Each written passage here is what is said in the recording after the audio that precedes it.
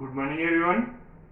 Today I am going to explain you the 10th class 16th lesson, the national movement in India, partition and independence.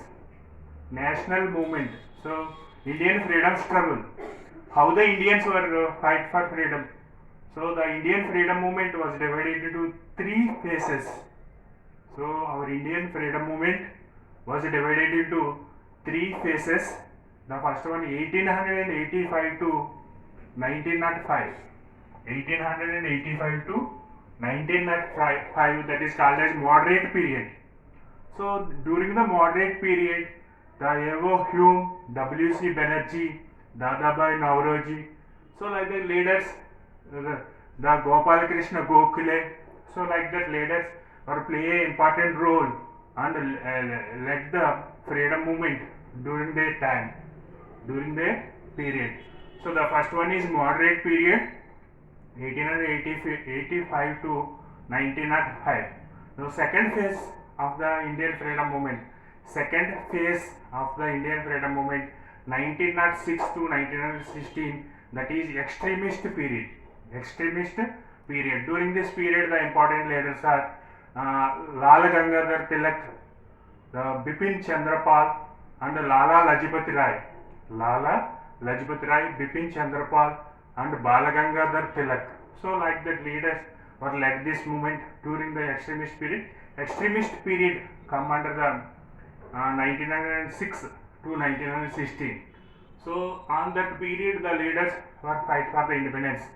So, the third phase of the freedom movement is known as the Gandhian era. Gandhian era. So, 1917 to 1947 years are come under the Gandhian era. So Gandhi led the movement, the very prominent leader in India.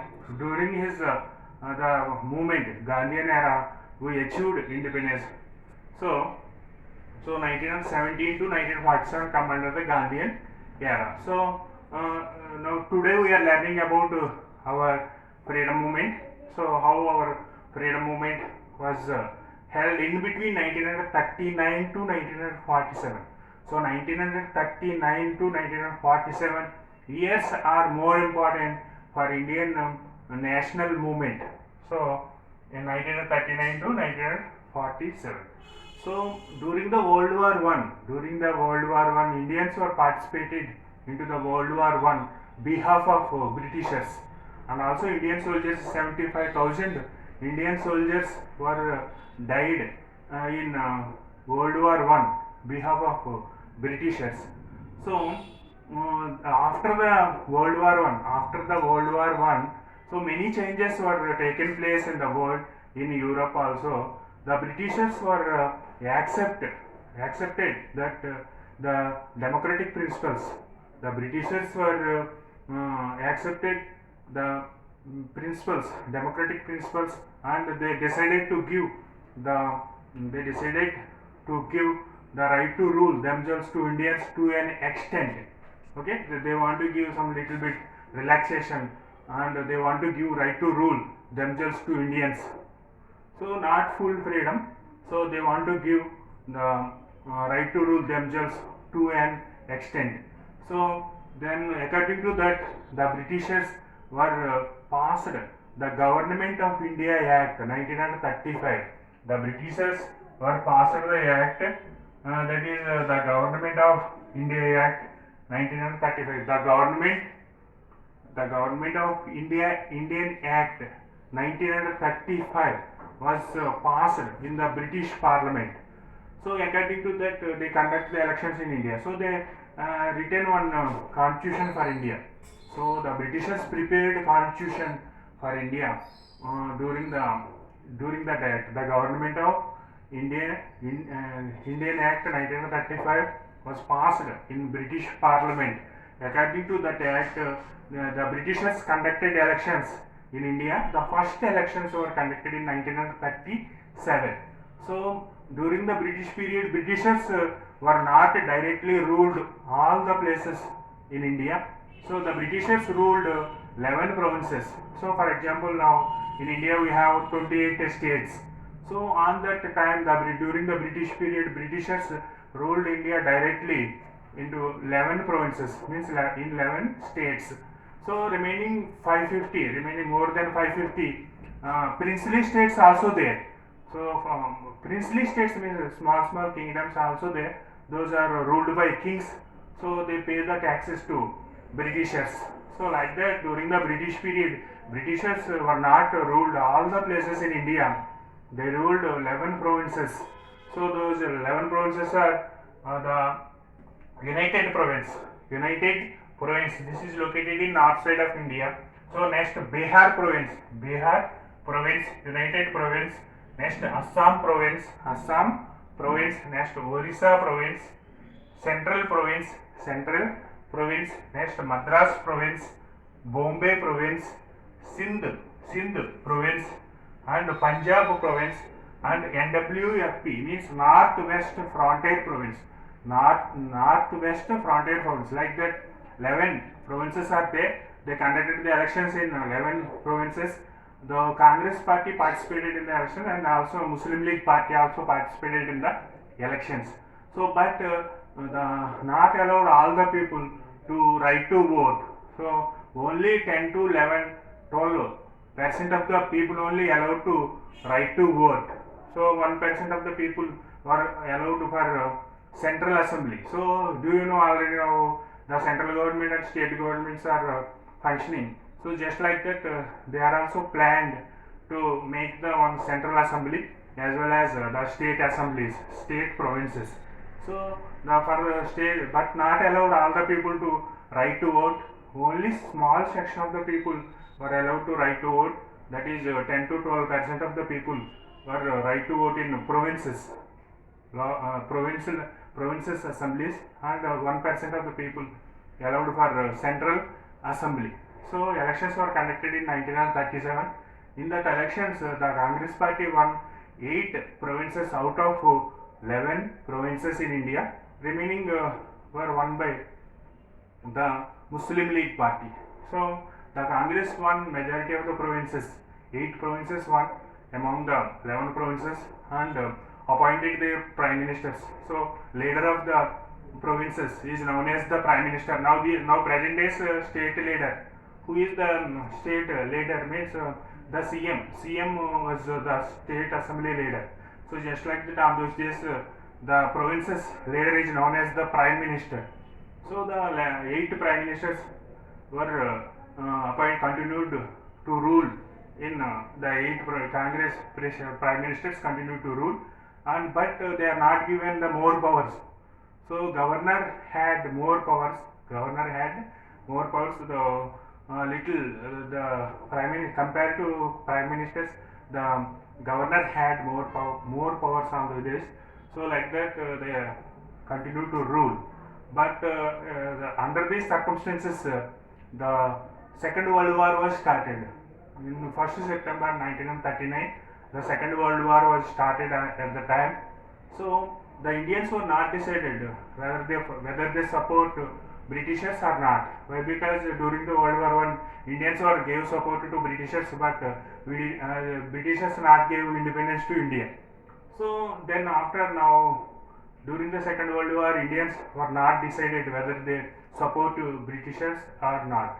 So their Indian leaders were opposed Britishers. Why? Because they are their policies and against to Indians. Their policies against to Indians and opposed colonialism. Colonialism in India. Our Indian leaders opposed the colonialism in India. At the same time, we are opposed the Germany and Italy also. So they are dictators. Hitler and Mussolini were the dictators. They are implemented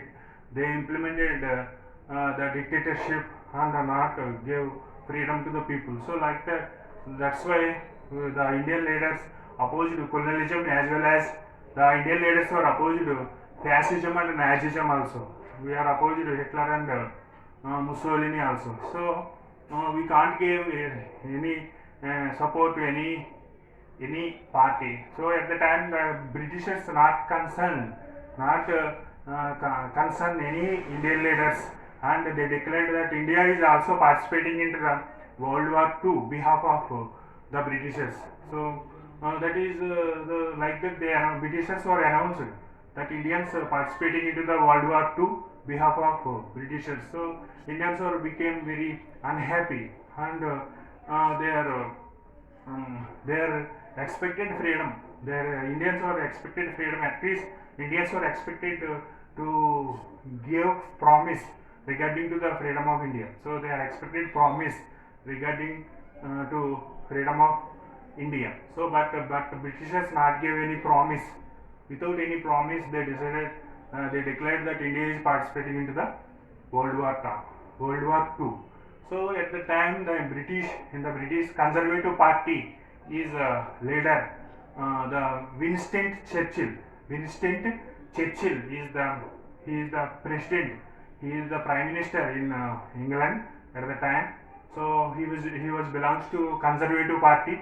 So next Labour Party is also there. So at the time, the coalition government was formed in Britain. So any one party not get majority. So both parties were joined together and formed the government in England. So Conservative Party as well as the Labour Party, both are joined together and formed the government. The Winston Churchill, he belongs to Conservative Party. So the Conservative Party want to rule India as much as possible. They are not ready to give independence to India. Why? Because they are earning huge profits by the India. So they are earning huge profits by the India. That's why they do not want to give freedom to Indians. So at the same time, the another party in England, that is Labour Party, it is little bit favor to Indians. So little bit favor to Indians. So under these circumstances, finally they told they decided to we will give you the dominion status to Indians. Dominion status. They have declared that we will give you the dominion status to Indians. Dominion status means they will give you right to rule themselves to Indians, but under the British crown. Means they will not give they would not give the full freedom to Indians. They would not give the full freedom to Indians, but they will give some extent right to rule themselves under the British crown. But Indians were not accepted that proposal. Why? Because that is not the full freedom for India.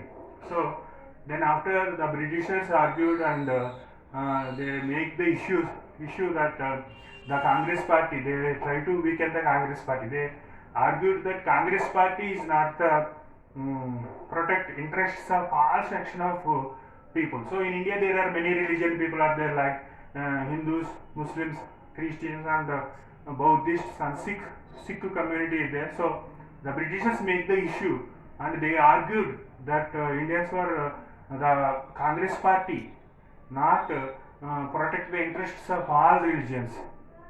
So like that they make the issues and then the Congress Party leaders were become very unhappy and they resigned for their posts. So they before they are nominated as a prime ministers, they won the provincial elections in 1937 and they continued to rule as a prime ministers in the state level. But after these issues, they resigned in 1939. October 1939, they resigned for their posts. Then immediately the Britishers were implemented special war acts in India.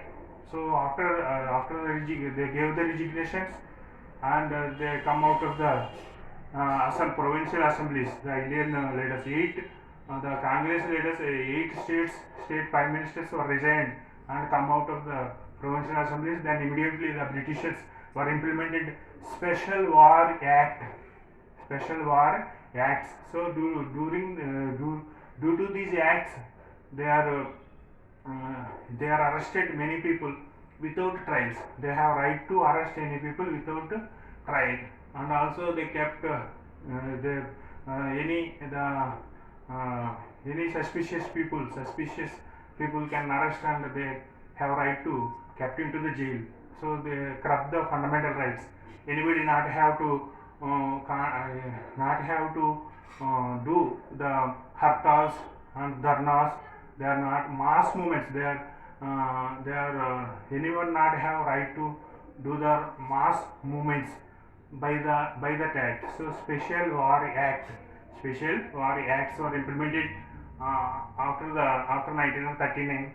So during the act, our leaders can't able to do the mass movements, but they are did the individual satyagrahas 1941 to 1942-41. They continued freedom movement. Our Indian leaders continued freedom movements and they did individual satyagrahas in 1940 to 1941. So like that, our freedom fighters continued their movement. So this is about the introduction how our Indian freedom movement was continued after 1935 onwards. So next class we will learn about another topic. So please subscribe my channel and click like button. Thank you.